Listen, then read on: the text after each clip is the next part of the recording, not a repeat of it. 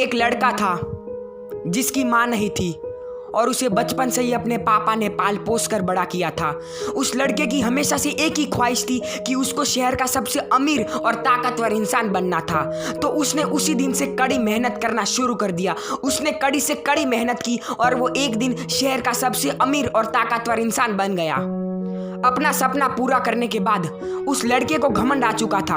उसे लगने लगा था कि उसने अपने पापा की मदद नहीं ली और उसका सपना पूरा हो चुका है। वो अहंकार और घमंड में इतना डूब चुका था कि वो अपने पापा को छोड़कर दूसरे शहर में चला गया। एक दिन किसी बीमारी के चलते उस लड़के की दोनों किडनियां खराब हो गई। उसे जीने के लिए कम से कम समय में एक किडनी की जरूरत थी। किसी व्यक्ति ने अपना नाम बताए बगैर उस लड़के को अपनी एक किडनी दे दी और उस लड़के की जान बचा दी। कुछ महीनों बाद वापस उस लड़के की एक किडनी खराब हो गई। फिर एक व्यक्ति आया, उसने अपने नाम बताए बगैर उस लड़के को वापस एक किडनी दे दी और उस लड़के की जान वापस बचा ली। एक साल बाद वो अपने पुराने शहर वापस जाता है अपनी एक मीटिंग के लिए। अपनी मीटिंग खत्म करने के बाद वो अपने पुराने घर के सामने वाले रास्ते से निकलता है।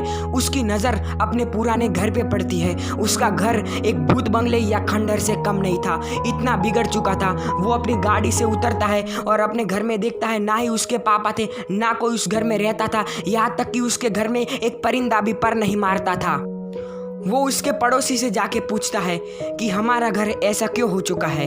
पड़ोसी ने कहा, पिछले 1 साल से इस घर में कोई नहीं रहता, तो इस घर की यह हालत तो यही होनी थी। तुम्हें याद है कि तुम्हें किसी व्यक्ति ने 2 बार अपनी किडनी दे दी थी और उसने अपना नाम भी नहीं बताया था। वो और कोई नहीं, तुम्हारे पिताजी थे। तुम्हारे पिताजी ने तुम्हारी जान बचाने के लिए अपनी जान कुर्बान कर दी। ये सुनकर उस लड़के की आंखों में से आंसू निकल गए और वो अपनी पूरी जिंदगी पश्चाताप की आग में जलता रहा।